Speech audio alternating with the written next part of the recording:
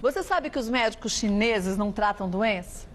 Eles tratam a saúde. Eu acho que era bem isso que a gente devia começar a pensar. Ao invés da gente pensar em tratar só uma doença que a gente tenha, por que não fazer com que a prevenção funcione ainda melhor e que a gente não adoeça? Para a gente falar um pouquinho o quanto que a dietética chinesa traz aí, eu acho que oportunidades boas para a gente conquistar essa saúde, a gente traz Cleman Rajian mais uma vez. Seja bem-vindo. Muito obrigado. Eu acho que o mais gostoso é quando a gente consegue trabalhar com a prevenção, prevenindo doenças e que na grande maioria das vezes, através da alimentação a gente consegue isso, né? Com certeza. Como que a medicina chinesa classifica os alimentos, Cleman? Inicialmente ela separa tudo em Yin e Yang, né? O universo inteiro. Então assim, o que é o Yin? O Yin é tudo aquilo que é ligado à terra e fortalece a nossa constituição e dá estabilidade emocional, inclusive, porque seria a parte da nossa energia que vai transportar a energia maior. A outra parte maior da energia, que é a manifestação, é ela quem vai fazer o trabalho. Então, por exemplo, uma pessoa ela precisa durante o dia estar mais Yang e à noite estar mais Yin. E Yang para ter mais atitude, mais rapidez, e à noite mais Yang para ela ficar mais tranquila, né? Isso. E aí a gente pode, através da alimentação, fortalecer o Yang durante o dia e fortalecer o Yin durante a noite, por exemplo? Inicialmente isso, e depois também através dos 5 movimentos, que é uma classificação posterior, a gente tem um detalhamento muito maior, inclusive ao nível psíquico, emocional, orgânico, para fortalecer os órgãos também, cada um dos órgãos. Mas se a gente falasse de alimentos Yin e alimentos Yang, como que a gente pode, de uma forma simples, simplista, classificar ou entender essa classificação?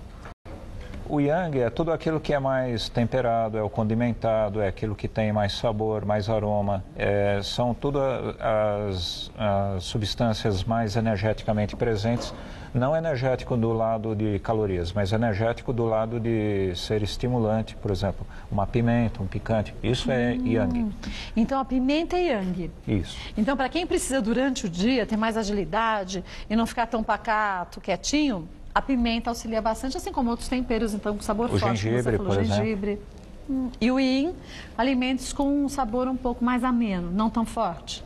O Yin, ele teria um sabor neutro, né? Vamos dizer assim, e tem os diversos tipos de Yin para cada órgão, com base na sua cor e com base no seu sabor. Então, o Yin, por exemplo, que já que você disse que é um alimento com sabor mais neutro, eu tenho o Yin que é próprio para o fígado, o Yin que é próprio para o baço, o Yin que é próprio para o estômago e assim sucessivamente em todos os órgãos? Exatamente. Para trazer equilíbrio? Que legal isso, né? Para o fígado, por exemplo, qual é o alimento Yin? Brotos seriam bem recomendados. Brotos de feijão? Broto de feijão, aquele é uma delícia, né? Com uma carninha moída vai tão bem. Broto de bambu, que as pessoas não estão acostumadas a consumir e lembra muito o sabor de palmito, né? Broto de alfafa, que num sanduíche fica uma delícia, e outros brotos que a gente encontrar. E também pode fazer em casa, por exemplo, germinar. Né? É uma boa. Deixa da noite para o dia, em um pouco d'água, pouquinho, e aí ela começa a germinar, né? Eu deixo até 2 dias na água, um dia fora d'água e germina bem.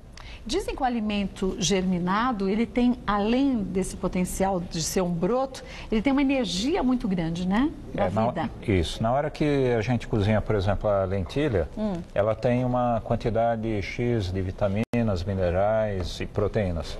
Quando eu ponho para germinar, ela multiplica várias vezes essa quantidade de minerais, vitaminas, proteínas. Mas quando a gente usa o alimento germinado, cozido, ele perde muito dessas propriedades ou o ideal seria que a gente usasse esses alimentos germinados na forma crua? O ideal é na forma crua ou pelo menos então fazer um banho-maria para o calor ter um efeito menor, né? Porque se cozinhar mesmo, ele vai perder uma boa parte, com certeza, das vitaminas. Os minerais ainda são preservados, mas ficam diluídos na água. Os orientais, eles são muito sábios, né? Eles pouco cozinham os alimentos e quando fazem essa cocção, ela é justamente assim, né? Exato. Não com uma temperatura muito alta, né? Exato. Agora, por falar em temperatura, claro, a gente vai ter que se adequar ao clima. Se a gente está num clima frio, não dá para ficar comendo coisas cruas. Isso também não é o recomendado. Então, tem que ter uma certa quantidade de alimentos cozidos. A gente consegue, através da alimentação, prevenir doenças, né? Mas aqui com esses elementos todos, a gente consegue também não só prevenir algumas doenças, mas reequilibrar o corpo da gente? Com certeza. É?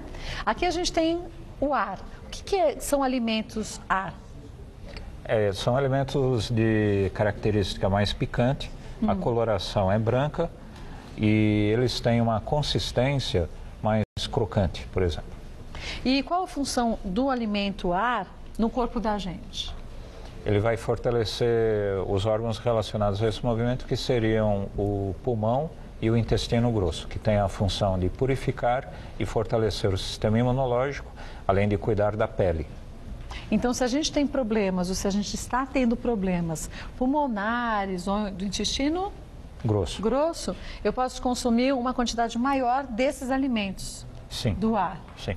Então, um arroz integral, uma aveia, a rabanete, a pimenta e o alho. Isso. Agora, quando chegar na pimenta, alho, por exemplo, que são mais fortes, a gente tem que modular. Não é assim, se eu comer em excesso, isso também vai prejudicar o funcionamento do meu pulmão e intestino grosso. Então, tem que ser uma quantidade bem moderada. Porque também na alimentação, o que muda de um remédio para um veneno é a dosagem. Exatamente. Né? Pode fazer muito bem o alho. Se eu comer uma cabeça de alho todo dia crua, não vai fazer bem de jeito nenhum, né? Claro. Aqui a gente tem um outro elemento. Aqui, ó, deixa eu ver qual elemento é. Água, que seriam quais alimentos? As sementes, em geral, né? Tá. As sementes, principalmente o escuro, né? Por isso que tem o gergelim preto. O sabor é o salgado, a consistência é mais mole, né? Porque o elemento é água. E aí eu consigo, com esses alimentos, água, trabalhar quais órgãos? Rim, bexiga, tudo aquilo que se refere também relacionado a ossos, porque o pulmão cuida dos ossos, cuida das articulações, cuida dos dentes, cuida dos cabelos. Tudo isso? Tudo isso. E a sexualidade. Ainda? É o principal órgão do homem, é o rim.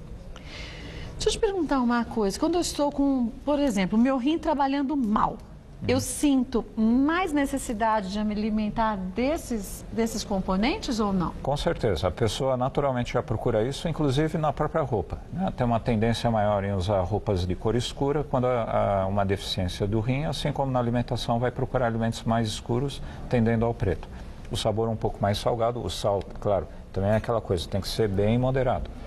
Você sabe que eu faço acupuntura há muitos anos. Eu toda semana estou lá rigorosamente na acupuntura. E a gente, com o passar do tempo que a gente faz acupuntura, assim como florais, e assim como alimentação assim direcionada, a gente percebe estímulos pequenos, por menores que sejam no corpo da gente, com grandes efeitos.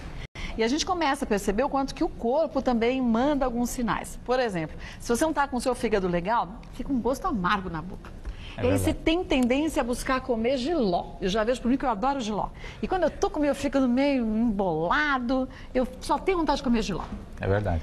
Isso a gente pode também usar ao nosso favor, né? Ter mais essa atenção com a resposta do corpo da gente, né?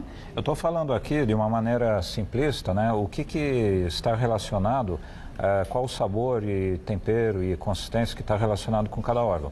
Mas existe toda uma alquimia aí dentro dos 5 movimentos. Por exemplo, se está presente mais um determinado elemento, como por exemplo você mesma falou do fígado e a pessoa tem aquela azia, ela vai precisar contrabalancear isso, por exemplo, com o jiló que já pertence a um outro elemento.